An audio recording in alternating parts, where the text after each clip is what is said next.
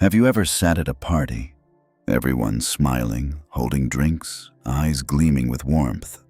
But the only thing you could hear was the sound of your breathing. Not because you weren't happy, not because you envied them, but because, in the middle of all the toasts, the clinking glasses, the familiar questions like, "So, when's your turn?" you realized you don't need any of that to feel alive. And yet, at that very moment, something inside you starts to feel misplaced. Not because you're wrong, but because you no longer fit into the map that was drawn by someone else. You smile softly. You say, "Not yet." But you know, if you said the truth, that solitude feels like enough. That whole room would shift. Eyes would glance and then pause. Conversations would bend around you. And you, without anyone saying it out loud, would become the strange one.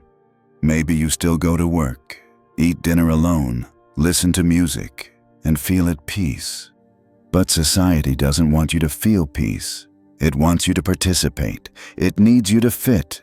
So the system keeps spinning like always. Because if a man says, "I don't need it," and still lives fully, without lack, without falling apart, he doesn't just disturb the order. He exposes something terrifying. That maybe everything we've called stability all along was just a shared performance. Nietzsche didn't come to teach you a different way to live. He came to ask the one question no one wants you to answer. If you didn't need marriage, didn't need to be understood, didn't need to match anyone else, what part of you would still be truly yours? You used to say you were getting to know someone, waiting for the right person, or focusing on your career. Not because it was true, but because you needed a reason easy enough for others to accept so they wouldn't ask more. You've smiled politely when someone teased, "Still no one's claimed you yet?" And you've looked away from your mother's eyes as she watched you eat alone. No one forced you. And yet, you still felt the need to prove that you were okay, even if your life didn't look like theirs. So you started putting on a certain version of yourself, just social enough, just kind enough, just lovable enough. You went to gatherings not because you wanted to, but because you were afraid of being called distant. You replied to texts not out of longing, but because you didn't want anyone thinking you were cold. You let yourself drift through half-hearted connections, just to avoid standing outside the picture society kept painting. But every time you returned to your room, you peeled off those layers of pretending. Slowly, tired, unseen. You cooked in silence, played music but didn't listen, sat down, and felt your soul go flat in a way that wasn't sadness, but wasn't quite living either. That's when you realized you didn't know what you wanted anymore, because you had spent too long responding to what other people needed. You wore clothes that seemed sweet, so you wouldn't be called picky. You replied politely to keep your image of being mature. You pretended to care in relationships that no longer held your presence. None of this makes you weak. It just means you've spent too long inside a system where everyone's playing a role, and you're afraid to be the first one to stop. That loop doesn't scream. It hums quietly through every small moment.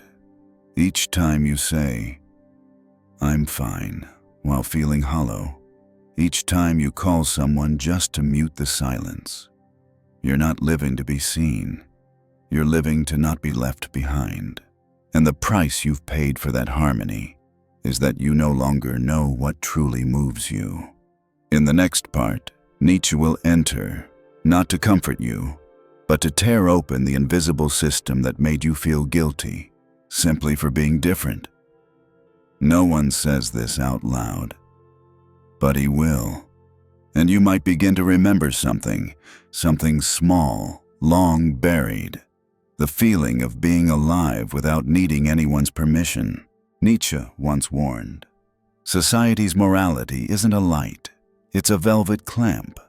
It doesn't punish you with lashes, but with the quiet disappointment of family, the sympathetic glances of friends, the conditional compliments like, "It's fine to be single, as long as you're successful." You're not forced to be like them. You're just wrapped in an invisible fear that if you don't have someone by your side, if you're not building a family, if you don't have a defined relationship, then maybe you're still not enough. And that exact feeling of not enough is what makes you abandon the voice inside you. You choose to live in a way that's easy to explain. You choose to live with a reason that others can digest. You choose to live so others can look at you and say, "He's doing okay." But Nietzsche says, a free man doesn't need to be understood. He only needs to be real.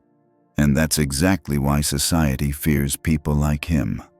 A man who says, "I don't need marriage," and stops there, is a threat. Because he can't be controlled by expectations, by guilt, or by soft reminders like, "Do it for your parents." He doesn't hate anyone.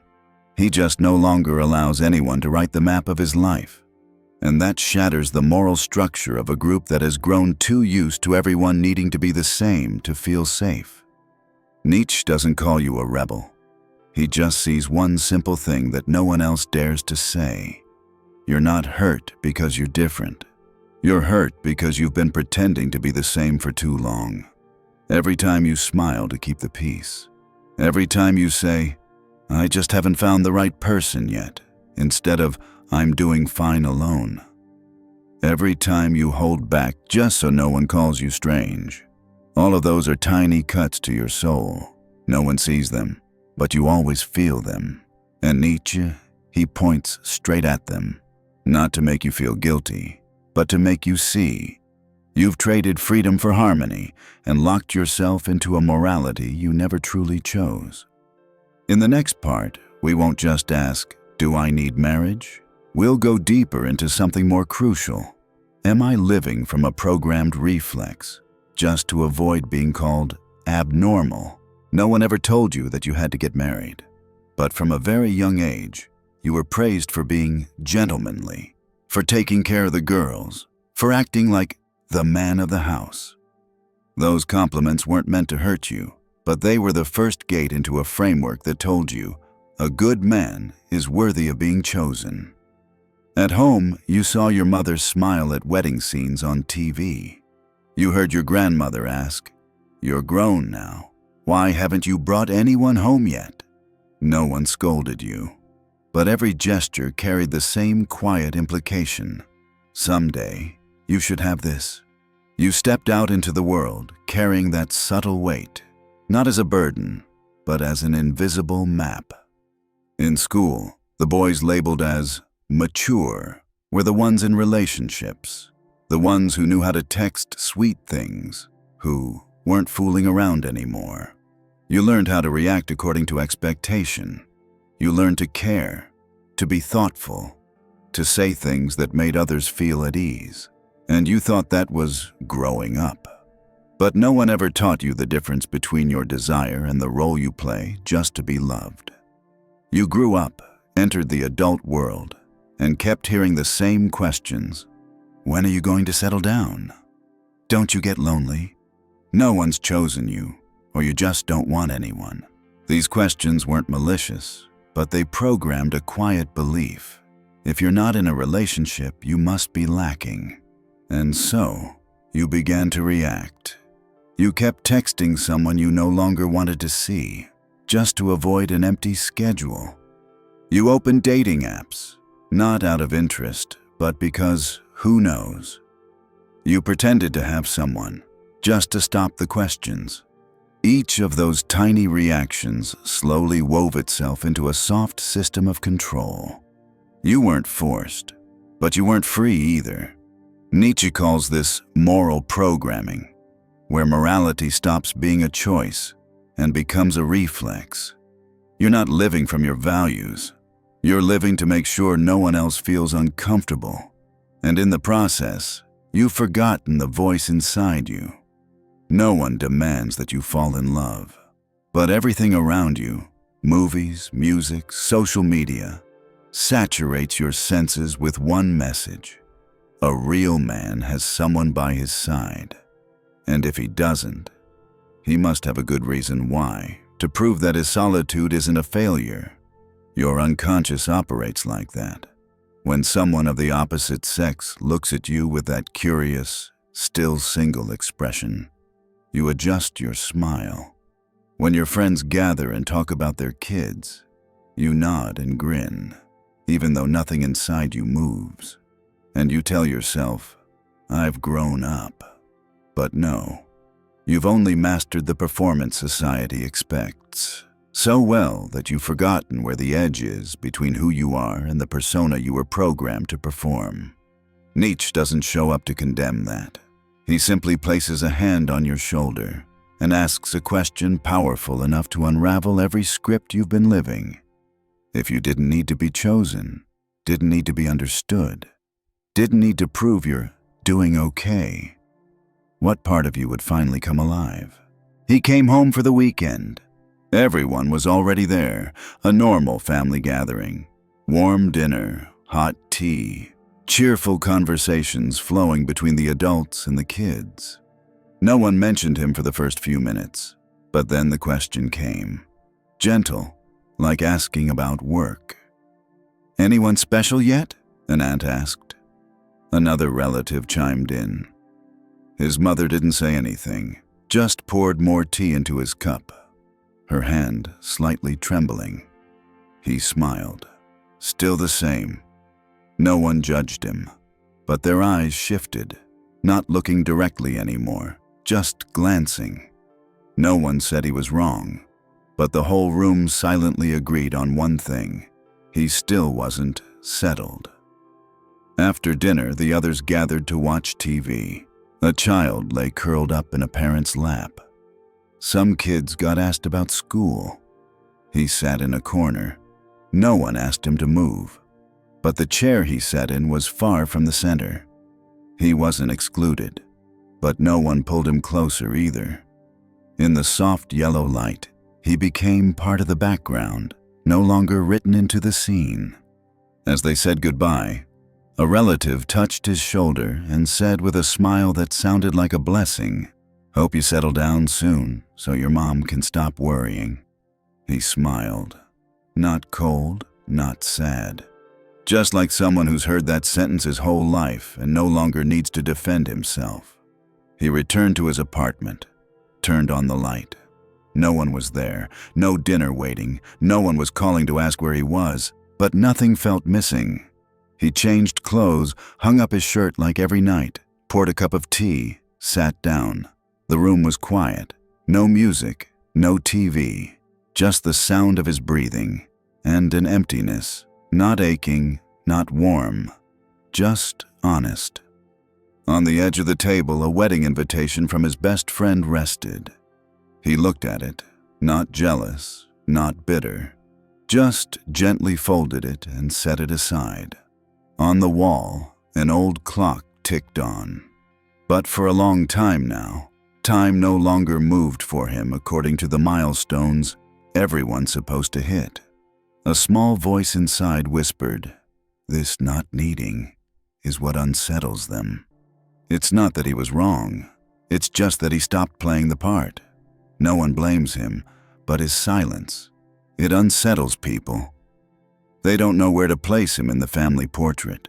And when people don't know, they resort to labels that make sense. Cold, different, lonely. But if he still feels at peace, even without any invitations, any calls, any recognition, then maybe he was never lonely to begin with. Maybe he just stepped outside the noise. You weren't left behind because you were strange. You were left behind because you stopped needing them. You no longer needed a call every night just to feel like you mattered. You no longer needed a well-meaning "hope you settle down soon" to feel like you were on the right path. You no longer needed to be praised, matched, or labeled a mature man.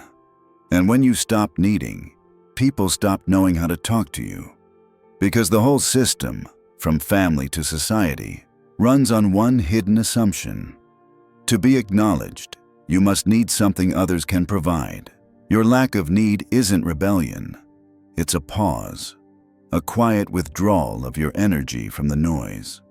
A small gesture that starts to crack the structure of relationship roles. You no longer initiate to keep the connection going. You stop playing the easy to love part. You stop pretending to be interested in things you no longer believe in. And when you do that, you don't lose connection. You see clearly whoever truly wanted to understand you, and who only wanted a version of you they could manage. Nietzsche once said, "Man becomes truly free the moment he no longer needs to be understood to exist." But that kind of freedom comes with a fracture. You begin to lose the relationships that were built on convenience. You get called distant, hard to approach, too independent. And for the first time, you don't feel obligated to explain. You don't need to rebel. You don't need to post philosophical status updates. You don't need to become a symbol of powerful singledom. You just need to sit still and stop reacting. Don't rush to laugh. Don't rush to dodge. Don't rush to save other people from the discomfort they feel when you no longer match their idea of who you should be. Freedom doesn't come from rejecting everything. It comes from no longer asking permission to keep what is truly yours. And if someone walks away, you won't stop them with, "I'll try to change." You'll simply smile and let them leave. No one is wrong. Only the roles have shifted. In the next part, you won't need any grand moves. Just one quiet act, enough to step out of the role, and finally hear that voice inside you that's been silent for years. I can live, even if I'm no longer understood. You don't need to change your entire life to begin living free. You just need one small act, done with full awareness. One moment of silence when someone asks, "When will you settle down?" No deflection, no forced smile, no polite excuse. Just silence. Not as rebellion, but as a quiet boundary, a space no one else is allowed to draw over. One day, when you don't reply to a message, not because you're busy, but because you no longer want to respond out of reflex. One afternoon, when you decline a date, not out of dislike, but because you're done playing the role of the easy-to-love man. No one will praise you for these acts. No one will name them. But you will feel something different. You're stepping out of the script, where every reaction was trained to keep others comfortable. Nietzsche never needed you to become a symbol of singleness. He just needed you to stop living as if someone out there always had the final say on whether you were enough or lacking. Another ritual you might try. Write down one moment when you pretended to want love, even though all you wanted was to breathe. Then burn the paper. Not to erase the past, but to mark the moment you decided never to perform that scene again. Or maybe try this. Choose one full day of silence. No status updates, no chats, no smiling on cue. Just live one day as someone who doesn't need to attract approval, and notice what inside you starts to awaken. It won't be boldness. It will be the quiet awareness that you no longer wait for permission to breathe how you want. One more ritual, even smaller. Take back an object you once loved, something that used to give you peace, but you tucked away because it didn't fit your age. A worn-out scarf, a song you listened to before people asked about your 5-year plan, a book you abandoned to grow up. Bring it out. Leave it where you can see it, not for nostalgia, but to remember you were once enough, before you learned how to become acceptable. From now on, you don't need to shout anything. You just need to stop answering questions that were never meant to understand you. You don't need to convince anyone. You just need to stop apologizing for your stillness. Because in that stillness, maybe, you'll hear what's been missing for so long. I don't live to be easily understood. I live because I feel whole being who I am. And in the next part, you won't need to do anything more. Just one quiet question, simple, but enough to make you realize, all this time, have you been living to keep the peace or to keep yourself? Have you ever tried living without needing to be understood? Without having to explain why you're still single? Without pretending you're okay just to keep others comfortable? Without forcing an emotionally intelligent smile just to avoid being called distant? Just once, only once, could you stand still beneath all the familiar questions without bowing your head in apology for a life that doesn't match anyone's expectations? You might still show up to work, still eat dinner alone, still send birthday gifts to old friends. But are you living as a version of yourself that's predictable, just because it feels safe? Have you ever tried not answering when they ask, "So when will you finally settle down?" Not because you're angry, but because you know that question no longer belongs to you. Have you ever truly chosen solitude?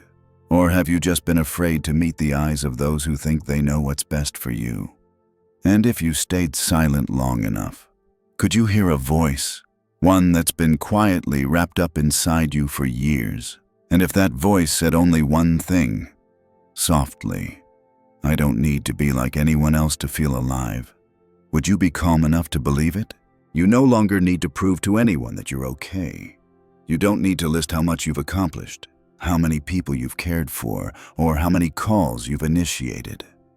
You don't need that anymore, because there comes a point in your journey where your existence no longer hinges on being understood, where your peace doesn't come from anyone's approval, but from no longer needing it. Friedrich Nietzsche didn't write to glorify solitude. He wasn't urging you to reject love or live like you never needed anyone again. He simply reminded you of something you once knew, but forgot, that maybe you were the most whole before you ever learned how to be acceptable. In this world, you will always be asked about marriage, about settling down, about when will someone finally come along? But those questions were never meant to understand you. They exist to see if you're still predictable. And once you stop reacting the way you used to, you'll begin to see your lack of need is your freedom. Not the freedom to reject or to scream or to cut ties, but the freedom to stop adjusting yourself just because of someone else's gaze. The freedom to be silent without guilt. The freedom to walk away from a conversation you don't feel like staying in. And if someone says you're hard to read, distant, cold, you won't need to explain, because you'll know clarity doesn't require agreement. It only requires you to be quiet enough to hold on to what's real. Nietzsche once said, "The strong are those who've moved beyond the need to be liked." And if today you no longer care to be seen as lovable, normal, or ready for love, then maybe you've just stepped outside the space society built for you to stay in your whole life. No one will clap for your quiet, but inside, you might finally feel yourself breathing again. Not because someone stayed, but because you finally did. Maybe tonight you'll still be eating dinner alone, still replaying that old song, still with no one asking, "How was your day?" But if tonight you don't feel the absence, if you sit in a quiet home, no well wishes, no tender glances, and still feel fully alive, then you've already stepped off the map that others drew for you. You didn't have to tear it up. You didn't have to make a statement. You just stopped tracing its lines every day. Maybe you've been called hard to read. Maybe someone once told you to open up more. But today, if you no longer adjust your posture when someone looks, if you no longer force a polite smile when asked about your love life, then you're standing in the place they fear most. A man who doesn't need to be reasonable to exist. And from that place, you're no longer being pulled along, no longer contorting yourself to meet expectations. You just breathe, in your way. And in the next video, Maybe you'll start to see this even more clearly. Not every silence is loneliness. Some silences are where you stop being easy to love and start living as who's truly left.